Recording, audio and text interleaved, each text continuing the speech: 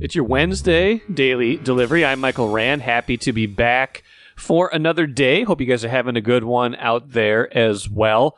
And a good show coming up. Hopefully, as always. I think I say that, but I really mean it. I try to put together the best show possible every single day, and I think I've put together another good one for you here today. Chris Hine from the Star Tribune covers the Timberwolves.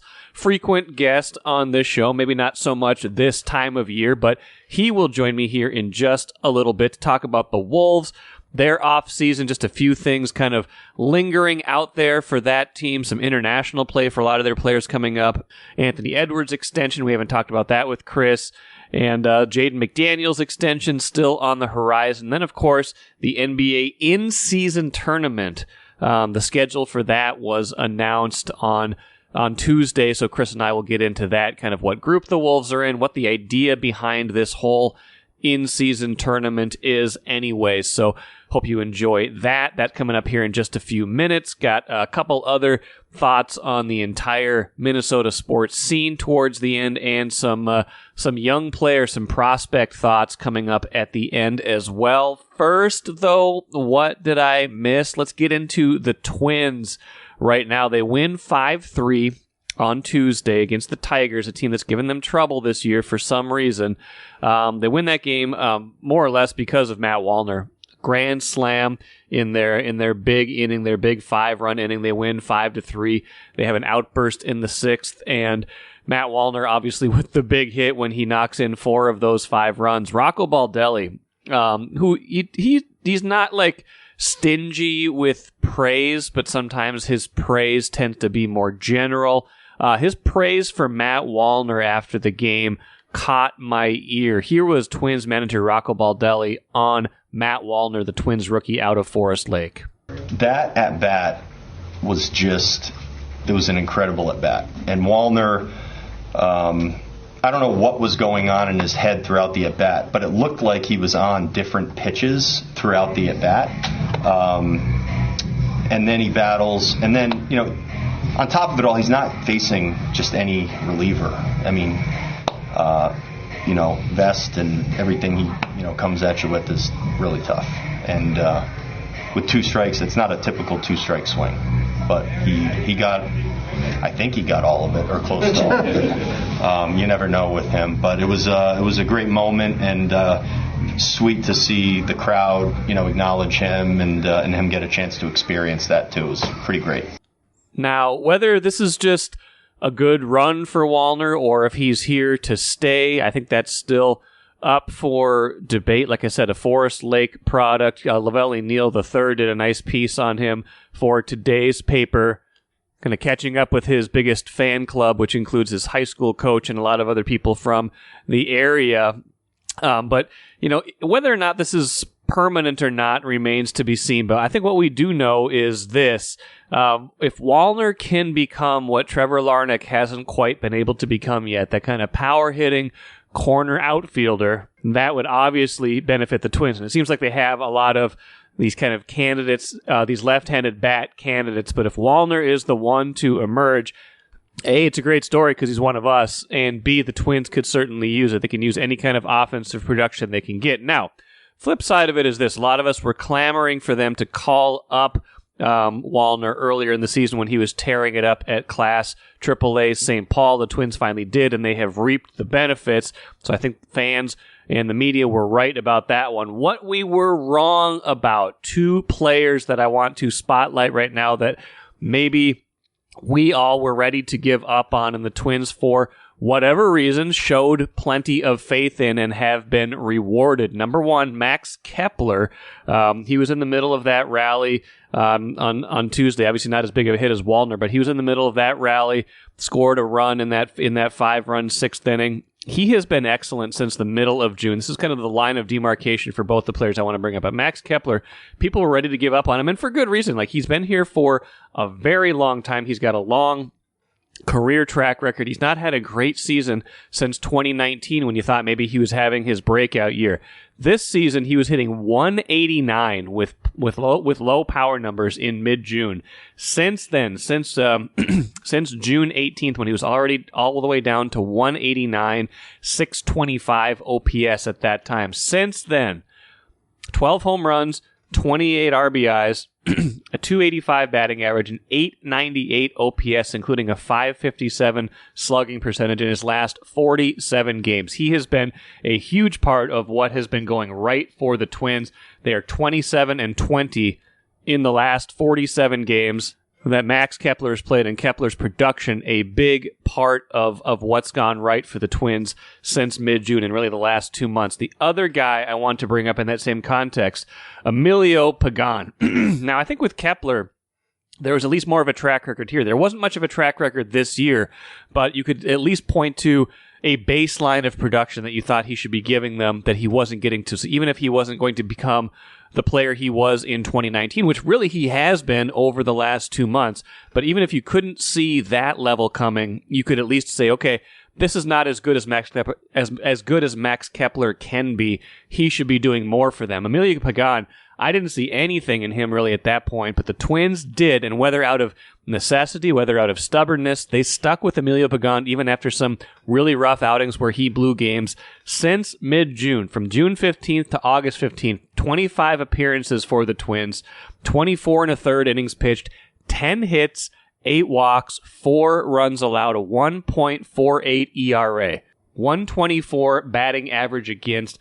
Batting average on balls in play, just 143. So probably pitching to a tiny bit of luck. His fielder independent pitching, which is an interesting stat, was actually better before this point. It was like 3.39. Then it was 3.43 during this span. So it was actually better before this. So it indicates that he's not really doing a whole lot else different, which is kind of consistent with what Emilio Pagan was saying all year, that he's been feeling he's thrown the ball well all year.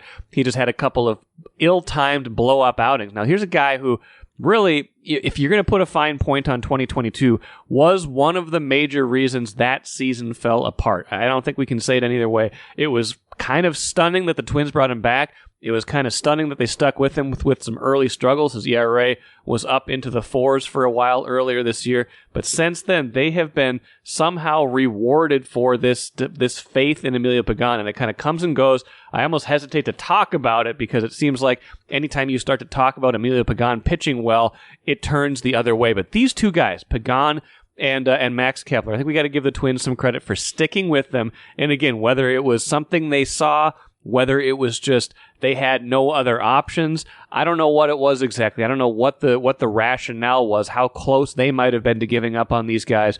They stuck with them, and they've been rewarded. And you'd be hard-pressed to think about where the Twins would be right now without both of those guys, especially Pagan, with everything that's gone wrong in the bullpen, with injuries, with Brock Stewart not being healthy, with Caleb Thielbar being out for so long, with Jorge Lopez not being the pitcher they wanted him to be. Like, they really needed someone to work some of those medium to high leverage situations, and Pagan has worked himself back into those situations, had another good outing on Tuesday to help bridge the gap to Joan Duran. So, I don't know. I don't know what it was that they saw, whether it was desperation, whether there was no other options, but it has worked out when all of us thought this is time to get rid of both these guys. MGM Wine and Spirits is the choice for savings, service, and a great selection of spirits, pre-mixed cocktails, wines, and of course, ice-cold beers and hard seltzers. With over 30 locations throughout the Twin Cities and beyond, there's an MGM near you. Head to MGMWineandSpirits.com to find a convenient location in your area. Get social. Follow MGM on Facebook and Instagram for all the latest news and trends. Make great moments with MGM Wine and Spirits, your locally owned and operated choice for over 50 years. Save time, save money. Shop MGM. Let's bring back Chris Hine, talk a little Timberwolves. It's mid-August, so why wouldn't we talk Timberwolves, right, Chris? That's right. Top of mind for everybody right now, the Minnesota Timberwolves. They're always near the top of my mind, even if I was lamenting to you before we started recording that it's been a pretty quiet off season, and I'm not trying to create drama for you or conjure up something or wish something into existence, but it's been a pretty paint by numbers off season. But there are some things we need to catch up on, and we did have a tiny bit of news or intrigue on Tuesday league-wide when they released the schedule for this in-season tournament that really is, it's kind of a fascinating concept. The Wolves will start playing that, I believe, November 10th. They've got 4 games. They've got a little pod that they're in. They play at Sacramento on the 10th, at Golden State on the 14th, and then home games against Sacramento and Oklahoma City on November 24th and November 28th. And all of these, and most of these games, most of these kind of group play games are on the same night. At least the last of them, or a bunch of them, are on the same night at least. So you kind of know where you stand. What do you think of this concept in general? I'm a little wary of it. I don't know how it exactly is going to look, or it's going to work, or how much people are going to really care about it. And I kind of said the same thing about the play-in tournament, and I ultimately kind of came around on that. And I like the play-in tournament now. So I guess I just kind of got to see how it plays out the first year. Is it dramatic? Do people care? Do the players care? Do the fans care? Just how much stock are people going to put into this thing? And I'm skeptical. I'm skeptical of it right now, but again, we'll see how it plays out. What to you is the point? Is it just to kind of get teams interested in something else besides the regular season? Like, hey, this is a grind. Let's create something in November and December to kind of keep things interesting, or what do you think? What's the motivation here? I mean, it could be television ratings. It could be money. I mean, listen, money's the ultimate, driving factor behind everything. Right. So, you create a couple marquee games. You set it in Las Vegas. You have the semifinals, the finals. You give them to your national TV partners for a couple juiced up regular season games that are worth a little more than regular season games, I guess you could say. So ultimately, I think that's always at the root of anything professional sports leagues end up doing. So this is something that the NBA has wanted to do for a long time. They haven't quite figured out the method or the format that it was going to take. They've always wanted to do something like these the cups that you see in the soccer world. Sure. So this is their version of that, and just how it's going to play out here in America, in a sport that's not soccer, we'll find out. In the middle of football season, in the middle of winter, but I mean, it's possible. I think I like the fact that they're trying something. I like the fact that everything except the championship game counts as a regular season game. So you're not like taking guys out of season to try something new. It's basically these are kind of glorified regular season games that just count for more if you are, if you're really taking an interest in trying to win this thing. Would you say they're in West Group C? I don't know if you've done a deep dive yet, Chris, on all the groups. Would you say West Group C is the group of death? I really haven't taken a deep look at it, to be quite honest with you, but it's difficult. It's not easy. Golden State and Sacramento in there, and Oklahoma City, who could be tough as well. So it's not an easy group. But listen, at the end of the day, it's regular season basketball in the NBA, and it's November regular season basketball at that. So it's not like you're dissecting a playoff series when you're looking at this. Teams could be up that night. They could be down that night. Are guys that are hurt going to be really pushing to play in something like this in November? Probably not. It's very random, I feel like, and literally anything could happen in this kind of format this early in the season. Yeah, I think that's fair. And I'm looking at it right now. I'm trying to see if there's any advantages, disadvantages. I see the Wolves, that the first two Wolves games are on the road. Why are they trying to stick it to the Wolves here? Nobody else has to start with two road games, Chris. Well, I sense a blog coming from you. No. This is sarcasm. I'm just kidding here, but I'm just saying that the first two are at San Antonio and at Golden State, and the last two, I guess, you get home against Sacramento, home against Oklahoma City. So I guess you do have some advantages in the end. So I'm just kidding of all this, but I think it'll be kind of fun. I wonder how long they'll ultimately stick with it, though. Yeah, well, I mean, it's going to depend on the ratings.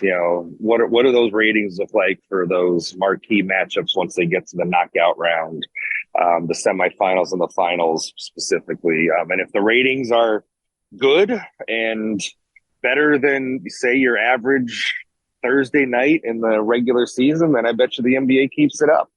And if they're making money off of this, it'll stick around. If there's no real significant added value to this and people aren't that interested, then it probably goes away. So just, if you want to keep an eye on something to see if this is going to stick around, keep an eye on the TV ratings. Full schedule comes out on Thursday, and schedule releases are kind of, they are kind of what they are. We know essentially, we know all the teams they're going to play. It's not like there's new teams or they're going to do something dramatically different, but it does, like, it is always interesting, or it adds something when you see how the schedule lays out. You kind of see where the easy spots are. You see where the hard parts are, things like that.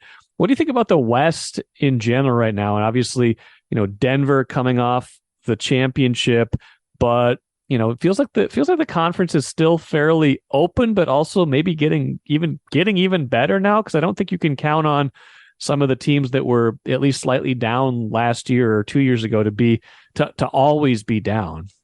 Yeah, I think the competitive floor of the conference has gone up a little bit. When you consider that teams like San Antonio last year, Houston, they're looking, at least on paper, to be better than they were a season ago. Those were the bottom teams of the Western Conference. So I don't think there's going to be a lot of easy nights. We'll see what happens with the Portland situation and Damian Lillard, and maybe Portland is kind of the bottom feeder this season once that all shakes out. But yeah, I think every night now you're going to have to bring it, which is probably a good thing for the Wolves that there are no easy nights, given their reputation against teams near the bottom of the standings. So that actually might turn out to be a good thing for them in the long run here. But I do feel like the difference, as we saw last year, the difference between being good to really good in the Western Conference and out of the playoffs is not that big of a margin. Right. It really isn't. And I think that's where we're at right now with not just the Western Conference, but the NBA in general. The line and the kind of the demarcation between like tiers of teams, I feel like has never been smaller in the last 15-ish years in the NBA. So, listen, the Wolves were how many games away from being the 4 seed last year? Like right. three games, something like that. That's literally the line, like 3 games, something like that, between out of the playoffs and potentially hosting a first round series. Every season's different, and we'll see how this season plays out. But that's kind of the general feeling I have right now, is that the West is very jumbled and anything can happen. Injuries obviously play a big part in any team's success. But it is, I think, razor thin margins right now between teams. Well, I think the league is trying to do that too, even more now. With, you see some of the provisions of the new collective bargaining agreement, things like that. Like they're trying to create even more, I think, of this parity. And I think the play-in tournament probably helped that. More teams with a chance to at least get into a top 10, feeling like that's valuable, feeling like, even if it's just one game of postseason experience, that has some value. So I think that is kind of the direction of the league, even more now than before. Yeah, and I think, as you mentioned with the collective bargaining agreement, we're starting to see that take shape. There's kind of this idea, and we still have to see it in practice, as the years go on here. But now it's seeming like every team gets kind of their 2 stars or 2 max players, and the middle class of the NBA is going to be kind of getting squeezed out. Those guys that are not max players but aren't minimum or near minimum players either. So we have to see kind of how this all shakes out in terms of the competitive balance. Then you have teams like Phoenix, who are basically saying, we don't really care about that. We're going to go for it anyway, by bringing in Bradley Beal, and go alongside Booker and Durant. So teams have to make a lot of decisions, and the Wolves are going to be one of them, as we've discussed at length next offseason, when these extensions for Edwards and the presumed extension for McDaniels come on board. So teams have to make a lot of decisions, but it is in the name of parity. And, which teams are going to want to face some of these consequences of the new second apron in order to go for it. Maybe they don't think they're that punitive, and which teams are gonna shy away from it because they do think they're punitive. Is going to be something to watch and monitor over the next few years as well. The Wolves, like you said, Edwards signing the max extension. They will soon have 3 max guys, assuming this roster all stays together, and that's pretty uncommon. One team that did have 3 max guys last year was Denver, and they won the championship, so it's not like you can't do it if the supporting pieces are there. I don't think we've talked for a while, and I think in somewhere in the between the last time we talked and now, Edwards did sign that max extension up to, what was it, $263 million? Is that the threshold? I'd have to look back at the numbers, but I think that's about right. Yeah. That's a lot of money for 5 years of NBA play, but that is the going rate these days. What do we think about Ant going into year 4? He's got the money, he's ascending, but I think for them to get where they want to go, there's still more levels to where he's got to get to, right? When I talked with them in May, kind of after the season ended, I think he's really trying to drill down into the finer aspects of his game, nuances of his game. I think he spent the first 3 seasons just kind of learning NBA, just learning the NBA, learning defenses. Here's all the different coverages you're going to see. Here's how you generally attack them. And now it's all just kind of incorporating everything into his mind, having that institutional knowledge build up so that everything becomes a little more instinctual when you're out there on the floor. But I think number 1, or at least near the top of his list of improvements is, and Chris Finch's as well, along with Ant, is late game offense. And what does late game offense look like for the Timberwolves next year? It is, I know that they don't want it to just be Anthony Edwards dribbles around for 20 seconds and then fires a step back 3-up. It is they do not want that to be the late game offense, which it was too many times last season. So that to me is like number 1 on my list of things I'm going to look for early in the season with Ant specifically is how does the late game offense look? Who's running it? How is Carl involved in it as well? And just what does that dynamic look like, and how is it different from a season ago? That to me is near the top of things that they needed to work on and improve going into next year, and Ant specifically too. There's no discernible bridge to a future point guard at this point. They've got another year of Mike Conley Jr., and I think he performed as well as he could have last year, I think, after coming over in the D'Angelo Russell trade. But one thing you did when you decided that D'Lo wasn't that guy for the future is you did create a sort of void at future point guard. Are we at a point now where they want to see Ant handle the ball a lot more this year to know if there can be a substantial amount of point Ant in the future, or is this just a problem that they'll solve when they have to get to that point in terms of addressing point guard?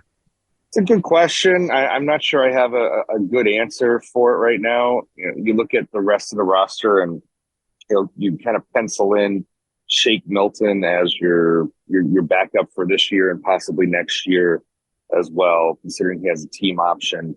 But who knows what's going to happen with Mike Conley after this season as well. I mean, listen, it's not like Mike Conley is potentially retired. I mean, he might retire after this year. You never know when somebody is in their mid-30s. But maybe Mike Conley has some tread left on the tires and he wants to stick around in Minnesota beyond this year, even though his contract is up.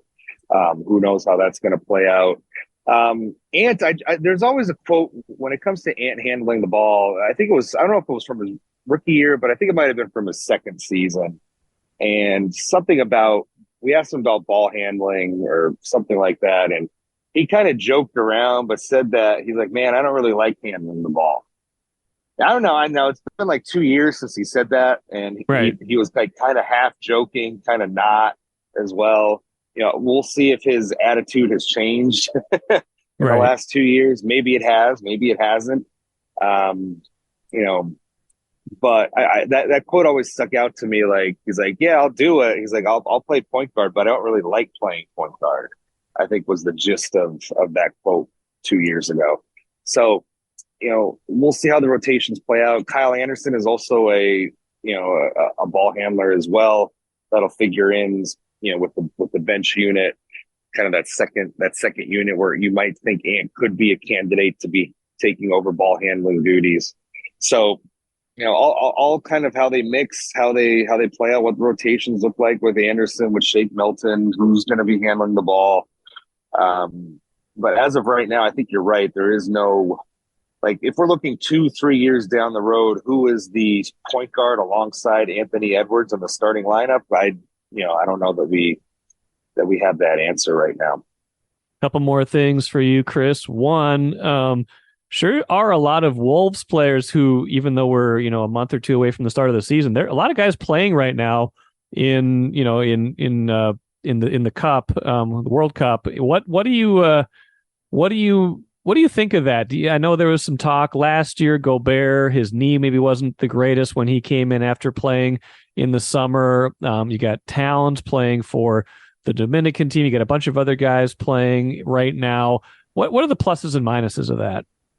If I am a Wolves fan right now, I am holding my breath through this World Cup process, that everybody makes it through healthy, because I think one of the things that was a big issue with them early in the season was the lack of a coherent training camp with Carl and Rudy both on the floor early to try and develop that chemistry. And it's one of the reasons why they stumbled out of the gate, which ultimately had an effect late in the season when they're fighting for playoff positioning. So the big thing here is just get everybody healthy through this process so that once training camp starts in late September, everybody's able to be on the court, practicing, developing chemistry, learning the systems, doing all the things that they didn't do during training camp last season. That is the number one goal of this World Cup process, I feel like, is just everybody making it through this thing healthy. For some of the younger guys like Ant, I think it could be a really good experience for him, just developmentally wise, kind of taking the leadership of the group that he's on with some of his, kind of younger peers in the league. I think that could be a good experience for him. Nickeil Alexander-Walker playing for Canada as well. And that's a pretty decent roster if you look at the Canadian roster.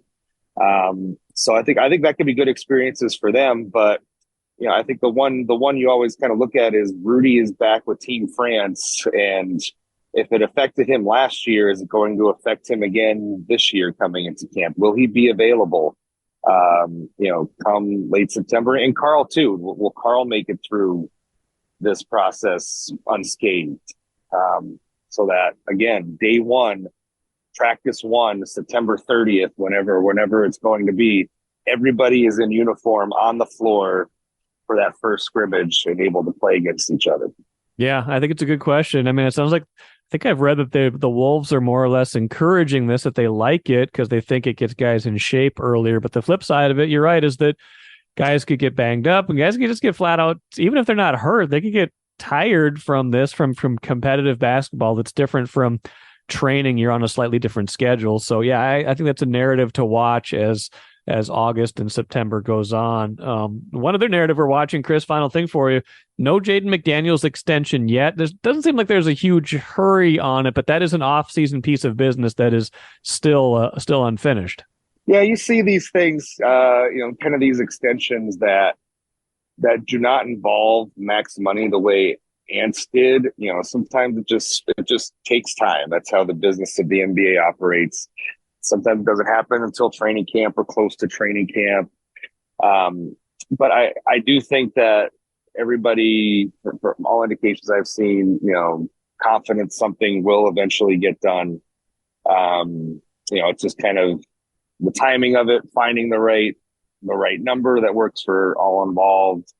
And, the one thing to keep in mind is even if, he enters the season without a deal, he is still a restricted free agent. The Timberwolves ultimately control where he goes, and whether he stays in Minnesota or not. I wouldn't worry really all that much, especially right now, as in the middle of August, that there hasn't been anything on that front. You see a lot of extensions, with these rookie extensions. A lot of them do get done right around training camp or about that time.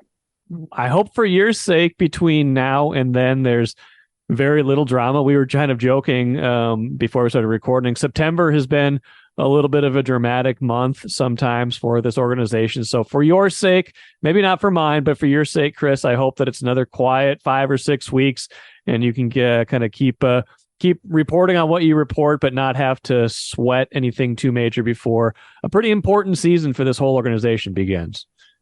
Exactly. I did think when you texted me this morning to come on the show that there was like a Ben Simmons trade rumor that you wanted to discuss or something like that. I'm so past that. I was like, what could he possibly want to talk about in mid-August with me? Come on, is Ben Simmons on the move again? I already did my Johnny Manziel apology tour last week. I'm not doing a Ben Simmons apology tour this week. I got to spread those out a little bit. Well, I look forward to that happening. Yeah, I definitely never blogged that they should make outlandish trades for Ben Simmons. That never happened, Chris. Never happened. Never. Well, I appreciate you coming on regardless, even if there was not a hot Ben Simmons rumor. And we'll catch up with you again down the road. Thanks, Mike. Good stuff with Chris Hine, as always. Like we kind of joked about at the beginning, mid-August is not really the hot stove of the NBA, but I thought there was enough stuff there to bring Chris on, so wanted to kind of catch up on some things. I wrote about the Wolves in tandem with a bunch of other teams the other day on StarTribune.com. On Tuesday, it's in today's paper, just kind of talking about what my wish list for a lot of the teams in this market. And for the Wolves, my wish list is that they find an identity this year, that they find a path forward, because I don't think they have a path forward right now, or I don't think they have a defined one. I think they're still searching to figure out if this Towns and Gobert experiment is going to work. And I think they need to find that out within the first 40 or 50 games of the season before the trade deadline, because it's a lot easier to trade Karl-Anthony Towns. It makes a lot more sense to trade Karl-Anthony Towns if that's a route you want to go before the trade deadline this year instead of in the offseason because of collective bargaining rules, because of desperation setting in, things like that. So my wish for the Wolves is that they find out what they've got with these two bigs, with this whole lineup, where they fit into the West, and if they can pivot before the trade deadline if they need to, or stick with it if they decide this is a team that can contend. That's what they need to figure out sooner rather than later. And let's finish with the cooler. Not to be the bearer of so much good news for the Twins, but I was just looking at ESPN's 2023 midseason top 50 MLB prospect rankings. You will find 3 members of the Minnesota Twins on that list, including recent number 5 overall pick Walker Jenkins at number 17 overall. Brooks Lee, the fast-rising infielder, they got him listed as a third baseman here. He is number 28. He is all the way up at St. Paul now, AAA, even though he's only just 22 years old. And Emmanuel Rodriguez, a name you might not know as well, a really good hitting center fielder, just 20 years old, already at high A ball. And so he's got a big power potential, good patience at the plate. So 3 prospects for the Twins in the top 33, and that's after guys like Royce Lewis and other players have already graduated to the big leagues. So if you are wondering what the next wave is for the Twins, those 3 players, all hitters, should be arriving at various times. Jenkins is still really young, out of high school, just got drafted, so that won't be anytime soon. But Brooks Lee could be here very soon. Could even get a look this year, but I'm thinking maybe more next year for Brooks Lee. And Rodriguez is kind of on the fast track, even though he's only 20. So some help on the way to join the big league club. If you were worried about what they've got in the minors, they've at least got these prospects coming down the pipeline. Speaking of prospects down the pipeline, that'll do it for me today. But tomorrow, Brock Faber, former Gophers hockey standout, current member of the Minnesota Wild, had a whirlwind April. I want to talk to him about that. We'll bring you all sorts of stuff with Brock Faber on Thursday's show. So hope you stick around and enjoy that. Until then, I'm Michael Rand. Talk to you again tomorrow.